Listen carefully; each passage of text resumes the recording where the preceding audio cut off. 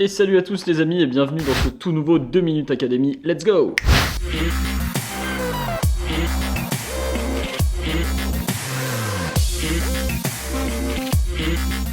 Alors, aujourd'hui, vu que vous avez été très nombreux à nous le demander, et pour continuer sur la petite série de vidéos que vous venez de voir sur la pêche du denti, je vais essayer de vous expliquer en 2 minutes comment pêcher le denti en mer, surtout au niveau animation, et on va essayer de faire ça en 2 minutes, top chrono, c'est parti. Alors, pour ce qui est des leurres, donc comme vous avez vu, le vrai incontournable, c'est vraiment le Shad GT, qui est un leurre emblématique de la marque et avec lequel on pêche beaucoup en eau douce, mais pour la mer, c'est vraiment un très bon leurre. Donc monté comme ceci sur une tête ange, le plus souvent de 40 ou 50 grammes, c'est vraiment le leurre à avoir pour pêcher le denti. Ensuite, on a vu que le tout nouveau Speed Slim commençait à faire pas mal parler de lui et plaisait également aux poissons de Méditerranée, donc on confirmera ça tout au long de la saison.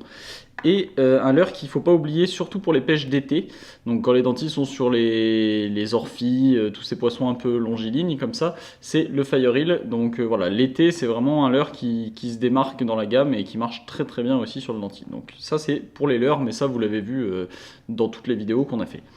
Côté animation, donc, ce qu'il faut comprendre en fait, c'est que le denti il se trouve sur des spots où il y a du relief, des cassures, des têtes de roches, etc. Donc ça, c'est des spots que vous allez identifier grâce à votre cartographie et à votre sondeur.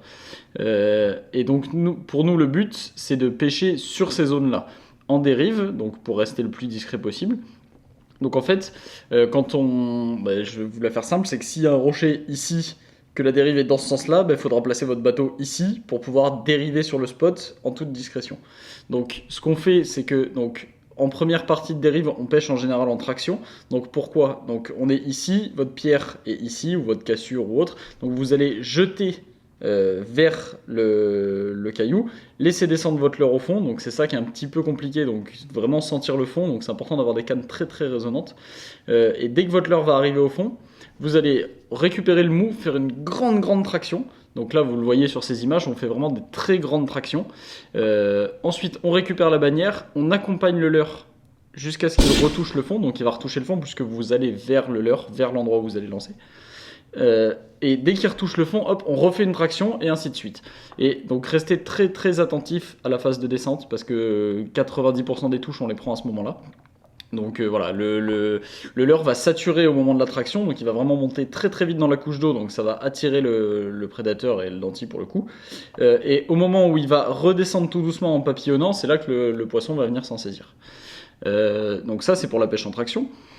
Une fois que vous allez être sur la pierre et que vous allez la dépasser, ou si vraiment il y a beaucoup de dérives, c'est une technique qu'on utilise aussi quand il y a beaucoup de dérives et que les poissons sont un petit peu plus tatillons, c'est la pêche à gratter. Donc là vous allez faire descendre votre leurre à l'aplomb sous le bateau et vous allez le retenir tout doucement, donc un peu comme une traction mais vraiment très ample et très doucement, donc vous allez monter votre canne tout doucement, juste pour que le leurre en fait avec la dérive nage et monte un tout petit peu dans la couche d'eau.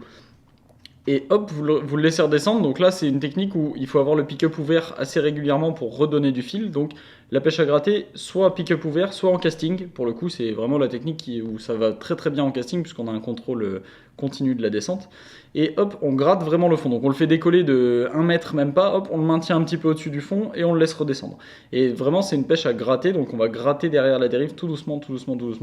C'est une technique qui marche bien pour le denti et qui va vous permettre aussi de toucher d'autres espèces qui ne réagissent pas forcément très bien en traction, comme le pagre, le Saint-Pierre, le chapon, etc., qui réagissent mieux sur des animations un petit peu lentes comme ça, donc à gratter.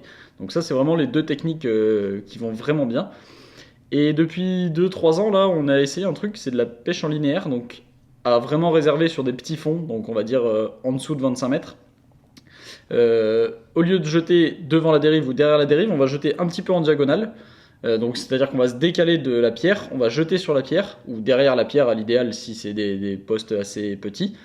On va laisser descendre le leurre au fond, et la canne basse, donc c'est bien d'avoir des leurres un petit peu surlestés, donc là n'hésitez pas à mettre 60 ou 75 grammes sur un petit Shad GT13. Canne basse, et on va faire du linéaire, donc là on ramène vraiment, alors c'est assez difficile à imaginer, mais pour imaginer que le leurre il reste toujours à la même profondeur, donc entre 1 et 3 mètres au-dessus du fond, et on va juste le ramener en linéaire. Et ça c'est une technique qui permet de balayer pas mal de terrain, et surtout les touches sont phénoménales. Donc c'est-à-dire que ça nous est arrivé 2-3 fois de faire des dentilles ou d'avoir des touches de Meru comme ça, et en linéaire on prend vraiment de sacrées cartouches puisqu'on est en train de ramener. Et vraiment, la canne vient se bloquer d'un coup, et voilà. Donc là, ça permet un ferrage efficace et de pouvoir être en contact avec le poisson assez rapidement. Donc c'est très très intéressant comme pêche. Voilà les amis, c'est vraiment les trois animations phares pour la pêche du denti. Et je vous les ai données dans l'ordre d'efficacité, on va dire pour nous du moins. Donc pêche en traction, pêche à gratter et pêche en linéaire qui est très efficace mais un petit peu plus technique à réaliser. Voilà les amis, n'oubliez pas aussi que pour le denti, c'est important d'avoir un fil assez discret. Donc c'est vraiment une grosse histoire de compromis entre résistance, parce que c'est des poissons puissants et qui vont parfois frotter dans la roche, ou enfin c'est des combats voilà, au plus près de la roche, et discrétion. Donc nous on arrive à descendre jusqu'à 30 centièmes, donc ça fait 16 livres, voire 12 livres. C'est vraiment du très light pour ce genre de poisson. Le bon compromis, ce qu'on peut vous conseiller, c'est vraiment 25 ou 22 livres. Donc ça fait 40 centièmes à peu près. C'est à mon avis le meilleur compromis entre résistance à l'abrasion, à la traction et discrétion. Voilà les amis, j'espère qu'avec ces petits conseils, vous aurez toutes les armes pour aller traquer le denti au leurre souple. N'hésitez pas à revenir vers nous, vous savez que c'est une pêche qu'on apprécie particulièrement, donc que ce soit en commentaire de cette vidéo ou sur les différents réseaux sociaux de Delaland ou même nos réseaux perso, n'hésitez pas, il n'y a pas de souci. On se fera un plaisir de vous donner tous nos petits conseils pour réussir cette pêche. Voilà les amis, on se retrouve la semaine prochaine pour un nouveau tuto où on va commencer à parler truite, parce que là on se rapproche grandement de l'ouverture et ça commence vraiment à nous démanger, donc on va commencer à préparer les boîtes, vous montrer le matériel, etc. et ça devrait être assez sympa. Allez, ciao ciao.